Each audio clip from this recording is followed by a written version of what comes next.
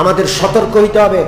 আমরা ঢাকায় আসি তাই বলে আমাদের দেশের ভূখণ্ড নিয়ে আমরা চিন্তা করব না, বুঝবো না, জানবো না, এটা যেন না হয়। যে কোনো সময় পার্বত্য অঞ্চল নিয়ে যে কেউ চক্রান্ত করুক, এই সুশীল যারা আসছে এদেরকে আমরা বিশ্বাস করি না। ভারতের এজেন্টদেরকে যেমন আমরা বিশ্বাস করি নাই, জনগণ মাঠে নেমে আন্দোলন করে ঝাড়ু পিটা লাঠি পিটা করে তাড়াইছে। যদি কেউ ইউরোপ আমেরিকার দালালি করতে আসে, আমরা প্রয়োজনে আবার মাঠে নেমে আবার লাঠি আর ঝাড়ু পিটা করে ওদেরকেও তাড়াবো ইনশাআল্লাহ।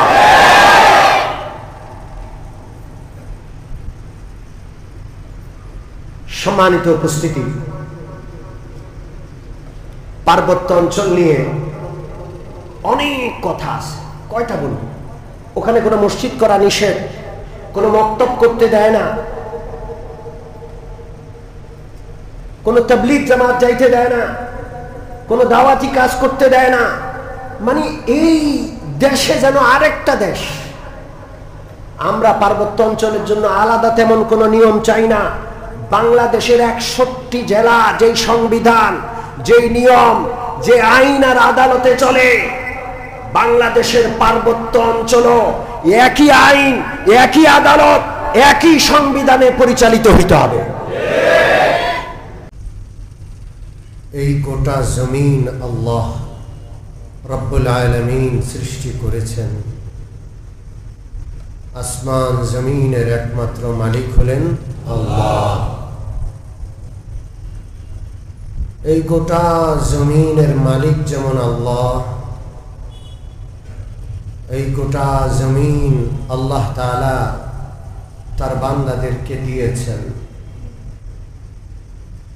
ইন্না আরদি ওয়াসিআহ, আল্লাহ বলছেন, ও আমার বান্দারা, আমার জমিন অনেক প্রশস্ত, যেখানে খুশি যাও। ফামশু ফি মানাকিবিহা ওয়া কুলু মির রিজকিহি ওয়া ইলাইহিন নুশুর। এই গোটা জমিন বিশাল, তুমি ঘুরে ফিরে এই জমিনে রিজিক অন্বেষণ করো এবং আল্লাহর দেওয়া রিজিক তুমি আহরণ করো, খাও, তবে সীমা লঙ্ঘন করবে না। ওয়া ইলাইহিন নুশুর, কারণ তোমাকে সর্বশেষ ফেরত যেতে হবে কার কাছে? যেখানেই থাকো ইনসাফের উপর থাকো। এই যে গোটা বিশ্বের জমিন, পুরা জমিন আল্লাহর। যদি আল্লাহর জমিনে আল্লাহর বিধান থাকতো, তাহলে বর্ডারে কাঁটা তারের বেড়া, মানুষকে কোথাও বন্দিখানার মতো দেশকে বন্দিখানা বানানো। আগে তো জেল বন্দিখানা ছিল, এখন গোটা দেশকেও অপর দেশ জালেম হয়ে জুলুম করে একটা দেশকেও একটা বন্দিখানার চেয়েও কঠিন অবস্থা করে দেয়। ঠিক কি ঠিক না? দেশের নামে বিশাল ভূখণ্ড দখল করে আছে নাগরিক অল্প। আরেকটা দেশ, ছোট্ট দেশ, বিশাল নাগরিক বিস্ফোরণ, জায়গা হচ্ছে না, কিন্তু তাদের এখান থেকে বের হওয়ার কোনো উপায় নাই, বর্ডার। অন্য কোনো দেশে ঢুকার অনুমতি নাই, বর্ডার।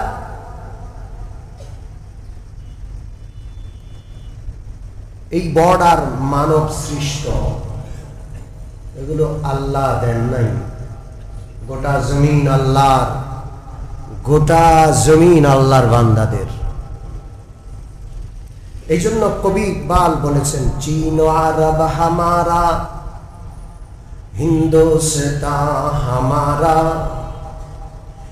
चीन अरब हमारा हिंदुस्तान हमारा मुस्लिम है हम वतन है सारा जहां हमारा।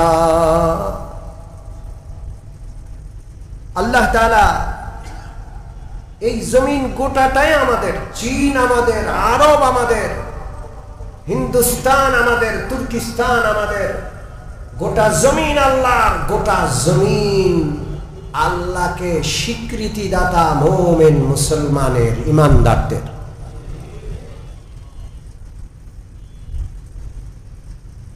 আল্লাহ রাব্বুল আলামিন সূরাতুল কাহাফে একজন বাদশার কথা আলোচনা করেছেন।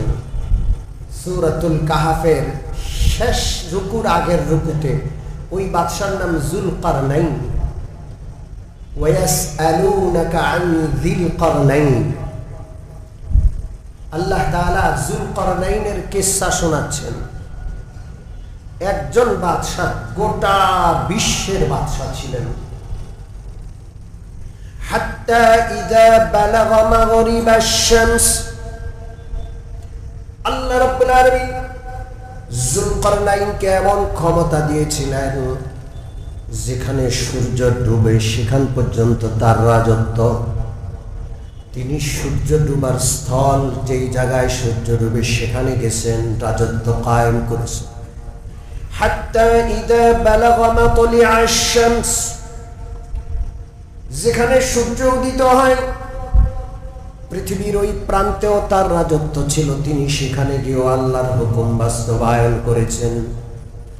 হাত্তা ইযা বালাগা বাইনাস সাদদাইন, পৃথিবীর জটিল থেকে জটিল পাহাড়ি অঞ্চলেও তিনি গিয়ে তার রাজত্ব অর্থাৎ আল্লাহর বিধান কায়েম করেছেন। কোন ভূখণ্ডের আলাদা কোনো সীমা ছিল না। যেখানে সূর্য উঠছে, যেখানে সূর্য ডুবছে, যেখানে বাইনাস সাদদাইন, জটিল থেকে জটিল পাহাড়ি অঞ্চল, ইয়াজুজ মাজুজ বসবাস করে, সেখান পর্যন্ত আল্লাহর কালিমার ঝান্ডা তিনি উত্তোলন করেছিলেন। সব জায়গায় ইনসাফ, ন্যায় বিচার তিনি কায়েম করেছিলেন। আজকে জমিন আল্লাহর, শাসন করছে তাগুত। আল্লাহর জমিনে আল্লাহর শাসন আমরা মুসলমানরা প্রতিষ্ঠা করি নাই। এই জন্য জমিন লক্ষ ভাগ, হাজার ভাগ না, লক্ষ ভাগে বন্টন হয়ে গেছে। এক এক দেশের মানুষকে ভূখণ্ড ভিত্তিক বন্টন করে দেওয়া হয়েছে, ভাগ করে দেওয়া হয়েছে। কোন মানুষ আর অপর মানুষের জন্য রয় নাই, সবাই শুধু ব্যক্তি কেন্দ্রিক হয়ে গেছে। মুসলমানরাও এই ভূখণ্ডের ভাগে এতটা বিশ্বাসী হয়ে গেছে যে এক ভূখণ্ডের মুসলমান আরেক ভূখণ্ডের মুসলমানের জন্য চিন্তা করার সুযোগ নাই, সময় নাই। অথচ পবিত্র কোরআনে গোটা বিশ্বের মুসলমানদেরকে ভাই বলা হয়েছে। ইন্নামাল মুমিনুনা ইখওয়া, গোটা বিশ্বের মুসলমান ভাই। হাদিসে আছে আল মুসলিমু আখুল মুসলিম, গোটা বিশ্বের মুসলমান এক মুসলমান আর এক মুসলমানের ভাই। ভূখণ্ডের আলাদা হওয়ার কারণে তাদের মধ্যে বিভক্তি হবে না, ভাষার কারণে বিভক্তি হবে না, জাতের কারণে, বংশের কারণে বিভক্তি হবে না। গোটা বিশ্ব এক। বানিয়েছেন কয়জন? আর সমস্ত মানুষ যত ভাষাভাষী হোক, যত ভূখণ্ডেই থাকুক, সবাই একজনের সৃষ্টি। তিনি কে? সম্মানিত মুসল্লিয়ানে কেরাম, বিশ্বে তো ফিলিস্তিনকে আলাদা করা হয়েছে, একটা কারাগার বানানো হয়েছে। এই বিশ্বে ফিলিস্তিনের মতো আরো কারাগার আছে। ভূখণ্ড ভিত্তিক মুসলমান বা দেশের মানুষকে বন্টন করার হাজারো চক্রান্ত চলছে। আমি সমসাময়িক বিষয় হিসেবে দুইটা বিষয়ের প্রতি আপনাদের দৃষ্টি আকর্ষণ করব। একটা আমাদের দেশের বিষয়, আর একটা আন্তর্জাতিক বিষয়। আমাদের দেশের বিষয়, আমাদের দেশের একটা ভূখণ্ড আছে যেটাকে পার্বত্য অঞ্চল বলা হয়। 64 জেলার 3টা জেলা পার্বত্য অঞ্চল, রাঙ্গামাটি, খাগড়াছড়ি, বান্দরবান। কয়টা জেলা? কিন্তু এই 3টা জেলা এত বিস্তৃত, এত বিশাল, এই 3টা জেলার আয়তন হিসাব করলে এটা গোটা বাংলাদেশের 10 ভাগের 1 ভাগ। কতটুকু? 1/10। জেলা 3টা মাত্র, কিন্তু পাহাড়ি অঞ্চল, বিশাল ভূখণ্ড, বাংলাদেশের 1/10 অঞ্চল। শুধু এই পার্বত্য অঞ্চল নিয়ে চক্রান্ত চলছে না। ফেনী থেকে নিয়ে কুমিল্লা সহ, চট্টগ্রাম সহ, কক্সবাজার, টেকনাফ সহ এই পার্বত্য অঞ্চলের সাথে গোটা অঞ্চলটা নিয়ে ষড়যন্ত্র চলছে। বিশেষভাবে পার্বত্য অঞ্চলের কথা এই জন্য বলছি যে পার্বত্য অঞ্চলকে ঘিরে শুধু রাষ্ট্রীয় চক্রান্ত নয়, আন্তর্জাতিক চক্রান্তও চলছে। এটা বাংলাদেশের একটা ভূখণ্ড, বাংলাদেশের অংশ। বাংলাদেশের আইন ওখানে চলে না, বাংলাদেশের সংবিধান ওখানে চলে না। ওইটা যেন বাংলাদেশের ভিতরে ভিন্ন আরেকটা দেশ। আপনি শরীয়তপুরের মানুষ, ঢাকায় এসে বাড়ি কিনেছেন, এখানে আপনি স্থায়ী হয়ে গেছেন, এখন আপনার ঠিকানা ঢাকা। কিন্তু আপনি শরীয়তপুরের মানুষ, বাংলাদেশের ভূখণ্ড যে কোনো জায়গায় জমি কিনতে পারলেও পার্বত্য 3টা জেলায় আপনি কোনো জায়গা কেনার অধিকার রাখেন না। গোটা বাংলাদেশের কোনো মানুষ পার্বত্য অঞ্চলে গিয়ে জায়গা কিনতে পারবে না। বাংলাদেশের অন্য অঞ্চলের মানুষ পার্বত্য অঞ্চলে যাইতে হলে ভিসা নেওয়ার মতো একটা বিষয় আছে, যদিও সেটাকে ভিসা বলা হয় না। পার্বত্য অঞ্চলের এই জেলাগুলোতে ঢুকতে অনেকগুলো চেকপোস্ট আছে। ন্যাশনাল আইডি কার্ডের ফটোকপি দিতে হবে, ছবি দিতে হবে, কি উদ্দেশ্যে আসছেন, কোথায় যাচ্ছেন, সন্ধ্যার আগে আবার ফিরে আসতে হবে, এখান থেকে বের হতে হবে সন্ধ্যার আগে, এন্ট্রি করে আপনাকে যেতে হবে এবং ঠিক সময় আপনাকে ফিরে আসতে হবে। আপনি ঠিক সময় ফিরে না আসলে আপনার বিরুদ্ধে গ্রেফতারি পরোয়ানা জারি হয়ে যাবে, তল্লাশি শুরু হয়ে যাবে, জবাবদিহিতা করতে হবে। বাংলাদেশের ভূখণ্ড পার্বত্য অঞ্চল ছাড়া অন্য কোনো জায়গায় যাইতে আপনাকে এন্ট্রি করতে হবে না, ছবি দিতে হবে না, ভোটার আইডি কার্ডের ফটোকপি দিতে হবে না। এই অঞ্চলে কেন দিতে হবে? এটা তো আমাদেরই ভূখণ্ড। সারা বাংলাদেশের কোনো মানুষ সেখানে জায়গা জমি কিনতে পারবে না। এটাকে আলাদা একটা মর্যাদা দেওয়া হয়েছে, এর আলাদা একটা মন্ত্রণালয় আছে, একটা আলাদা মন্ত্রণালয়, একজন আলাদা মন্ত্রী আছে, সেখানে আলাদা প্রশাসন, সবকিছু আলাদা। কেন বাবা? এটা কি এই দেশ না? গোটা 64 জেলার 61 জেলার জন্য এক আইন আর 3টা জেলার জন্য আরেক আইন। কেন? এটা কি বাংলাদেশের অংশ না? এটা কি আমাদের না?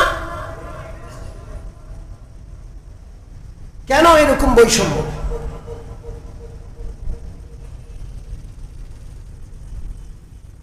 সম্মানিত মুসল্লিয়ানে কেরাম, ব্রিটিশ আমল থেকে এই ভূখণ্ডটাকে নিয়ে বিশাল চক্রান্ত চলে আসছে, এখন পর্যন্ত সেই সব চক্রান্তের ধারা চলছে। এই অঞ্চল, এই 3টা বাংলাদেশের এই 3টা জেলা, মিয়ানমারের কিছু অংশ, ভারতের কিছু অংশ মিলাইয়া ইউরোপ, আমেরিকা, ওদের স্বপ্ন হলো এই অঞ্চলকে একটা আলাদা খ্রিস্টান রাজ্য বানাবে। কি বানাবে? জোরে বলেন। আলাদা খ্রিস্টান রাজ্য, এটাকে স্বাধীন করবে, আলাদা করবে। এবং এই লক্ষ্যে ওরা বিভিন্ন মিশনারি সেখানে পাঠায়। হাজার হাজার কোটি টাকার বাজেট ওই দেশ থেকে আসে। মিশনারিরা চাকমা, মারমা সহ বিভিন্ন উপজাতিগুলোকে ধর্মান্তরিত করে টাকা দিয়ে, পয়সা দিয়ে।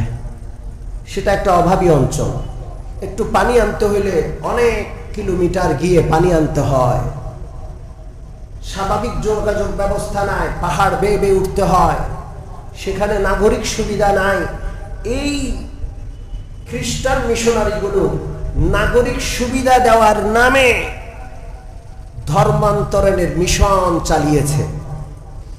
এবং বাংলাদেশ স্বাধীন হওয়ার সময় 2% সেখানে কি ছিল?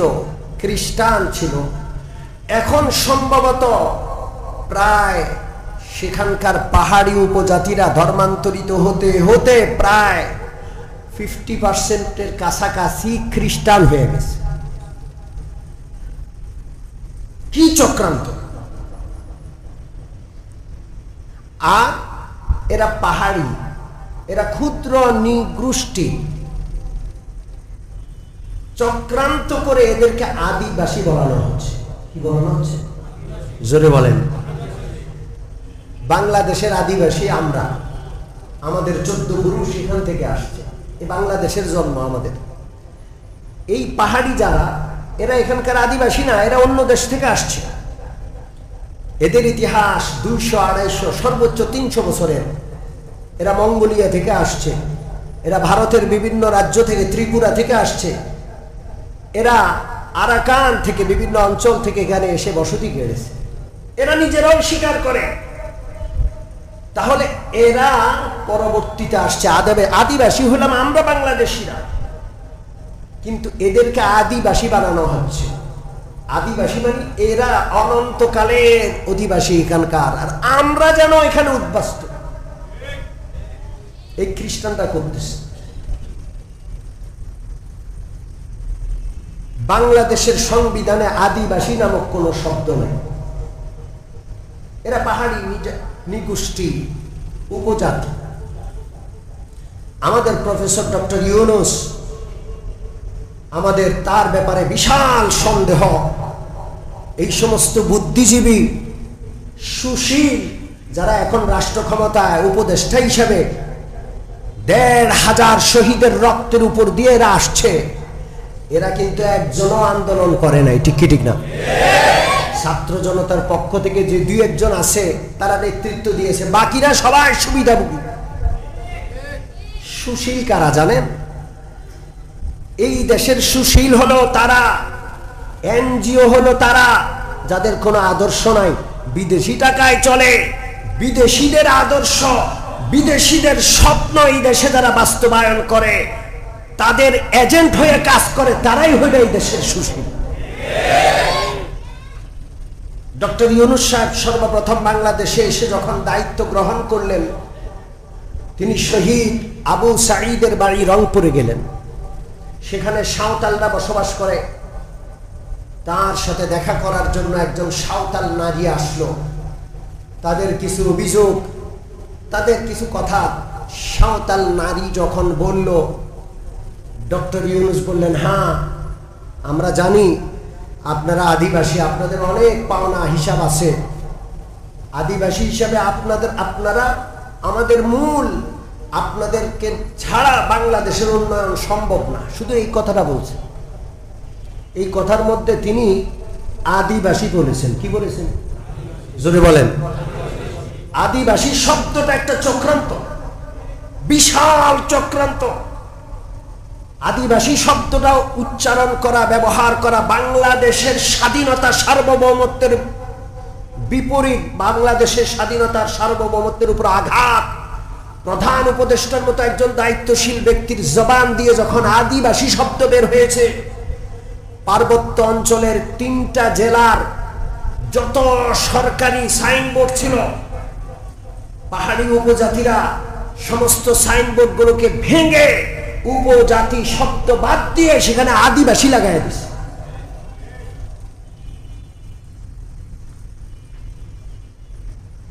এরপর আরেকটা বিষয় আমরা দেখেছি, তিনি উপদেষ্টা হওয়ার পর সর্বপ্রথম বাংলাদেশে আসছেন পৃথিবীর একজন রাষ্ট্রপতি। সেই রাষ্ট্রপতি হলেন ইন্দোনেশিয়ার পূর্ব তৈমুরের রাষ্ট্রপতি। এই লোকটা কে আর পূর্ব তৈমুর কোন দেশ? ইন্দোনেশিয়ার একটা অঞ্চল পূর্ব তৈমুর। এই পূর্ব তৈমুর এরকম পাহাড়ি অঞ্চল, সেখানে আদি পাহাড়িরা থাকে। ওই পাহাড়ি নিজাতি নিগোষ্ঠীদের মধ্যে খ্রিস্টানরা শত বছর ধর্ম তাদের প্রচার করে ওদেরকে খ্রিস্টান বানাইছে, এবং ওই খ্রিস্টানদের পক্ষ থেকে স্বায়ত্ত শাসনের আন্দোলন উঠিয়ে ওই অঞ্চলে দাঙ্গা বাঁধিয়ে ইন্দোনেশিয়াকে দুই ভাগ করে পূর্ব তৈমুরকে একটা আলাদা খ্রিস্টান রাজ্য জাতিসংঘ মাধ্যমে ঘোষণা করা হয়েছে। সেই পূর্ব তৈমুরের প্রেসিডেন্ট ডক্টর ইউনূস দায়িত্ব পাওয়ার সাথে সাথে বাংলাদেশে সর্বপ্রথম আসে। সম্মানিত উপস্থিতি, আমরা আমাদের দেশের স্বাধীনতার সার্বভৌমত্বের প্রশ্নে ডক্টর ইউনূসকেও চিনি না। পরিষ্কার কথা। গত ৩-৪ দিন আগে পাহাড়ে মারামারি হয়েছে, জ্বালাও পোড়াও হয়েছে, আন্তর্জাতিক চক্রান্ত সেখানে আছে। শুধু খ্রিস্টানদের চক্রান্ত নয়, সেখানে ভারতেরও চক্রান্ত আছে। ভারতের মিজোরাম থেকে, মিজোরামে পাহাড়িদেরকে সেখানে ট্রেনিং দেওয়া হয় এবং অস্ত্রশস্ত্র দিয়ে বাংলাদেশে পাঠানো হয়। শুধু গত এক বছরে ইউপিডিএফ পাহাড়ি একটা সন্ত্রাসী সংগঠন আছে যারা পাহাড়ে স্বাধীনতার ডাক দেয়। শুধু গত এক বছরে ৩৫০ কোটি টাকা এই ইউপিডিএফ এই সন্ত্রাসী সংগঠনটি চাঁদাবাজি করেছে পার্বত্য অঞ্চলে।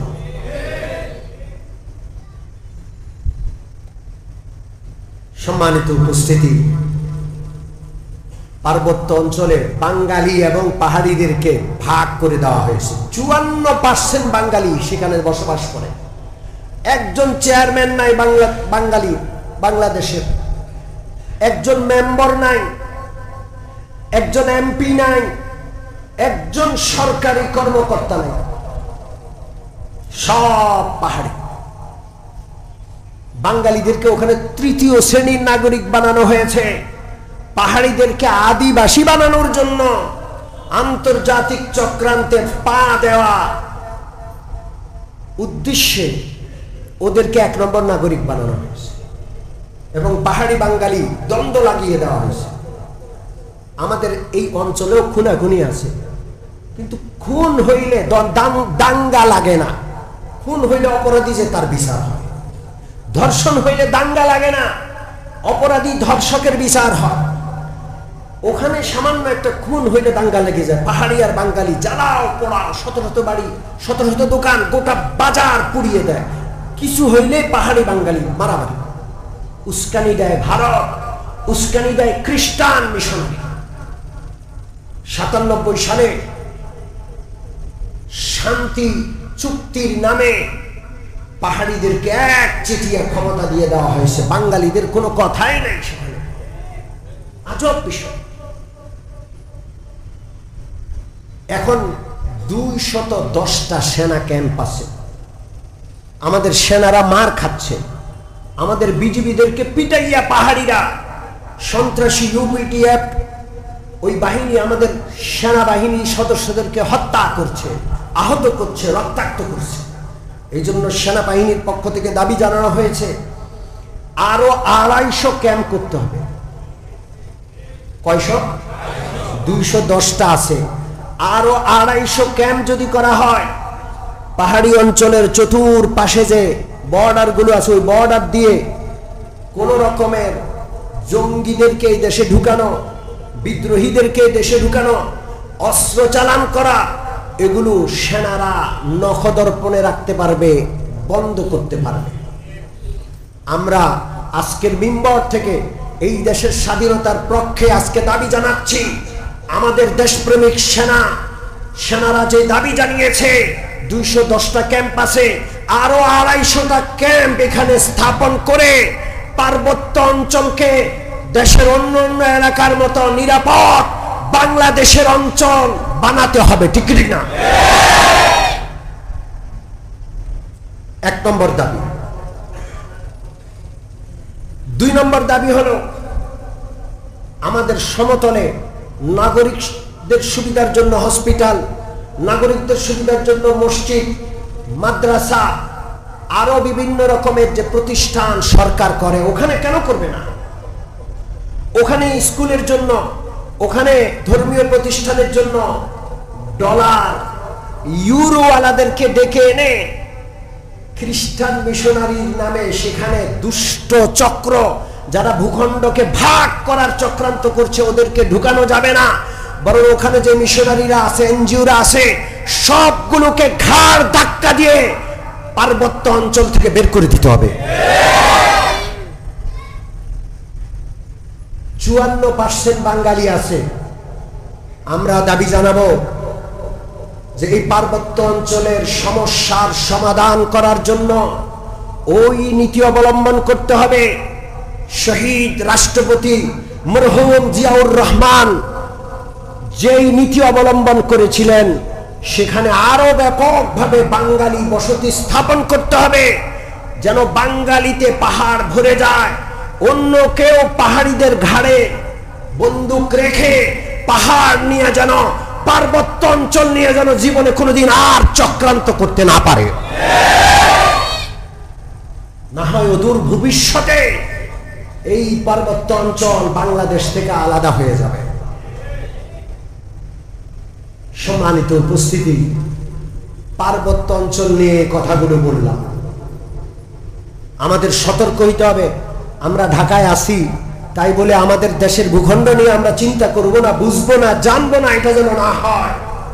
যে কোনো সময় পার্বত্য অঞ্চল নিয়ে যে কেউ চক্রান্ত করুক, এই সুশীল যারা আসছে এদেরকে আমরা বিশ্বাস করি না।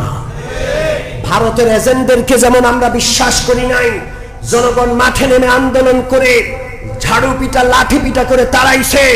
যদি কেউ ইউরোপ আমেরিকার দালালি করতে আসে, আমরা প্রয়োজনে আবার মাঠে নেমে আবার লাঠি আর ঝাড়ু পিটা করে ওদেরকেও তাড়াবো ইনশাআল্লাহ।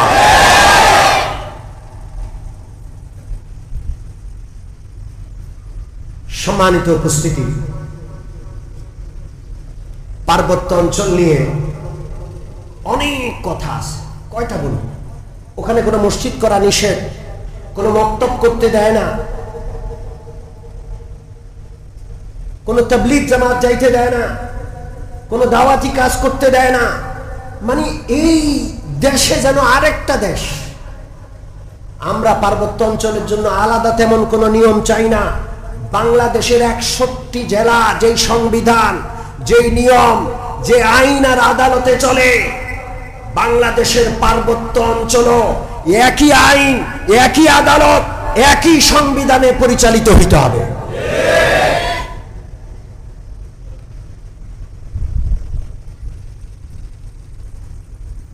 আসেন দ্বিতীয় কথা বলি, ফিলিস্তিন। আপনারা সবাই যারা সচেতন, আপনারা জানেন বিভিন্ন দেশ থেকে সমুদ্র ফ্লোটিলা, বিভিন্ন দেশ থেকে 50টার মতো জাহাজ ফিলিস্তিনের দিকে রওনা করছে সামান্য ত্রাণ নিয়ে। ফিলিস্তিনের উপর যে অন্যায় অবরোধ ইসরায়েল তৈরি করেছে, সে অন্যায় অবরোধকে ভেঙে ওই মুসলিম মানুষগুলোর পাশে দাঁড়ানোর জন্য সমুদ্র ফ্লোটিলা নামক একটা কাফেলা এরা ফিলিস্তিনের দিকে ছুটেছে। আপনারা জানেন কোনো জাহাজ সেখানে ঢুকতে দেওয়া হয়নি, সবাইকে আক্রমণ করে প্রতিহত করে দিয়েছে একটা ছোট্ট রাষ্ট্র, জারজ রাষ্ট্র, নাম হইল কি? জোরে বলেন। আজকে সময় না, আমি একটা হাদিস বলবো, আর আল্লাহ তৌফিক দিলে এই বিষয়ে, এই হাদিসের ব্যাপারে আগামী জুমায় দেখে আলোচনা করতে পারি কিনা। বুখারী, মুসলিম সহ বিভিন্ন কিতাবের হাদিস। ক্বালা রাসূলুল্লাহ সাল্লাল্লাহু আলাইহি ওয়াসাল্লাম উনসুর আখাকা যালিমান আও মাজলুমা। রাসূলুল্লাহ বললেন, তোমার ভাইকে সাহায্য করো, জালেম হইলেও সাহায্য করো, মজলুম হইলেও সাহায্য করো। সাহাবারা বললেন, ইয়া রাসূলুল্লাহ, মুসলিম হইলে সাহায্য করার বিষয়টা তো স্পষ্ট বুঝে আসলো, জালেম হইলে কেমনে সাহায্য করব বুঝলাম না। মুসলিমের পাশে দাঁড়ানো, মুসলিমকে সাহায্য করা বুঝলাম, জালেমকে কিভাবে সাহায্য করব? রাসূলুল্লাহ বললেন, জালেমকে জুলুম থেকে রুখে দাও, জালেমের জুলুম করার বিপক্ষে তুমি অবস্থান নাও, জালেমকে জুলুম করতে দিবে না, জালেমের জুলুমের হাত ভেঙে আর গুড়িয়ে মাটির সাথে মিশিয়ে দাও। তো এই পৃথিবীতে দুইটা কাজ করতে হবে, মজলুমকে সাহায্য করতে হবে, জালেমকে সাহায্য মানে জালেমকে জুলুম থেকে বিরত রাখতে হবে। কয়টা কাজ? জোরে বলেন। এই সমুদ ফ্রুটিলার ব্যাপারে আমি বলতে চাই, সারা বিশ্বব্যাপী একটা কাজ করতেছে, সারা বিশ্ববাসী একটা কাজ করে, সারা বিশ্ববাসী একটা কাজ করে। কয়টা কাজ? একটা কাজ, সেটা হলো মজলুমের পাশে দাঁড়ায়। ফিলিস্তিনিরা কঠিন সংকটে পড়ছে, আমরাও কিছু না কিছু সামর্থ্য অনুযায়ী তাদের পাশে দাঁড়ানোর চেষ্টা করেছি, কিন্তু দ্বিতীয় কাজটা একটুও করে না, সেটা হলো জালেমদেরকে রুখে দেওয়া। কাদেরকে রুখে দেওয়া? আমি সমুদ ফ্লোটিলা যারা পরিচালনা করেছে তারা সহ সারা বিশ্ববাসীকে বলতে চাই, আসল জালেম ইসরায়েল না, ইসরায়েলের পিছনে আরো বড় জালেম আছে, সেই জালেম হইল ইউরোপ আর আমেরিকা। সবাই ইউরোপ আমেরিকার তেল দেয়, ইউরোপ আমেরিকার অনুকরণ করে, অনুসরণ করে, তাদের তোয়াজ করে, খালি গালি দেয় ইসরায়েলকে, খালি গালি দেয় ইসরায়েলকে, কাজ হবে না। আসল জালেম যে তার হাত গুড়িয়ে দিতে হবে। কোন শাসক, পৃথিবীর কোন শাসক আমেরিকার বিরুদ্ধে কথা বলে না। এই গত সপ্তাহে জাতিসংঘে বিশাল বৈঠক হয়েছে, সমস্ত সদস্য দেশ গেছে, বাংলাদেশ থেকেও গেছে। কোন শাসক আমেরিকার ব্যাপারে প্রতিবাদ করে নাই। সেখানে দাঁড়াইয়া আমাদের ডক্টর ইউনূস খালি ইসরায়েলের কথাই বলছে। যদি আমেরিকা ইসরায়েলকে মদদ দেওয়া বন্ধ করে, একদিনও ইসরায়েল জুলুম করতে পারবে না। ঠিক কি ঠিক না? সারা বিশ্ববাসী মুসলিমের পাশে দাঁড়ায়, জালেমকে কিচ্ছু বলে না। আমাদের দ্বিতীয় কাজটাও করা লাগবে, বরং বেশি করা লাগবে, কারণ ওই জালেম, বড় জালেম যদি টিকে যায়, এক ইসরায়েল না শত ইসরায়েল তারা তৈরি করবে। কথা ঠিক কি ঠিক না? শত ইসরায়েল তারা তৈরি করবে। এই জন্য আসল জালেমের হাত ভেঙে দিতে হবে, গুড়িয়ে দিতে হবে, ডলার বয়কট করতে হবে, ইউরো বয়কট করতে হবে। কথা ঠিক কি ঠিক না? সারা পৃথিবীর সমস্ত দেশ থেকে ইউরোপ আমেরিকার বিরুদ্ধে আওয়াজ তুলতে হবে, আসল জালেম তারা। ঠিক কি ঠিক না? আল্লাহ আমাদের বুঝার তৌফিক দান করেন। সুবহানাল্লাহি ওয়া বিহামদিহি, সুবহানাকাল্লাহুম্মা ওয়া বিহামদিকা।